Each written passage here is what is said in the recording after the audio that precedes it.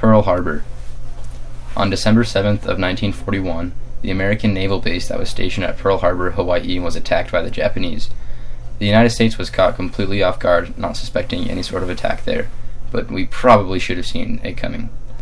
Relations between the United States and Japan were strained, as the United States had placed embargoes and sanctions on the Japanese trade because Japan was fighting a war with China, whom the United States really liked, and also because that violated the open door policy, which basically stated that China should be open to trade from all nations.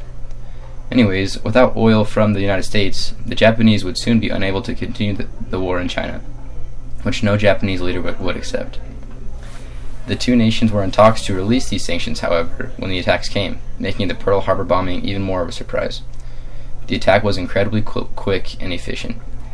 The Japanese had been training for months prior to the attack. 6 Japanese aircraft carriers carrying about 250 airplanes were 20 miles off the coast of Hawaii, somehow sneaking past U.S. intelligence. The attacks began at about 8 o'clock and lasted just under 2 hours. In that time, 20 U.S. naval vessels were sunk, including 8 huge battleships. Around 200 airplanes were destroyed, and over 2,000 U.S. men died. Immediately following the attack, on December 8th, President Franklin Roosevelt declared war on Japan, which led to the other Axis powers, Italy and Germany, to declare war on the United States, and we reciprocated. The attack created a lot of distrust towards Japanese Americans, and when Order 9066 was authorized, all Japanese Americans were forced to move into what was known as internment camps. Internment camps were the source of much controversy, as they took away the basic American right of freedom, and were really dumpy and ragged.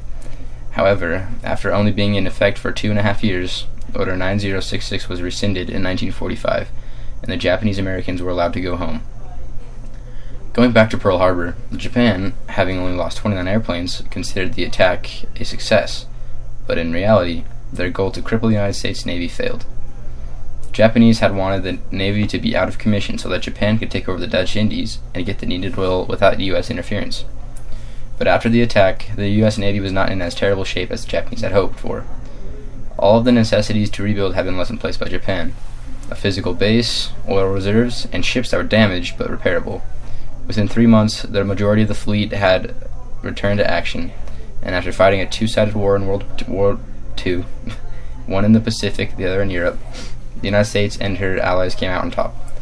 The attack on Pearl Harbor is well established as the event that propelled the United States to enter into World War II after the war had been going on for 2 years. And World War II, as we know, changed America into a national powerhouse and led to U.S. citizens enjoying over 40% of the world's wealth. So, in retrospect, should Japan have attacked the United States? Obviously not. Japan lost the war and suffered atomic bombs being dropped on both Hiroshima and Nagasaki. Pearl Harbor became the catalyst for war, and that impacted America for many generations to come.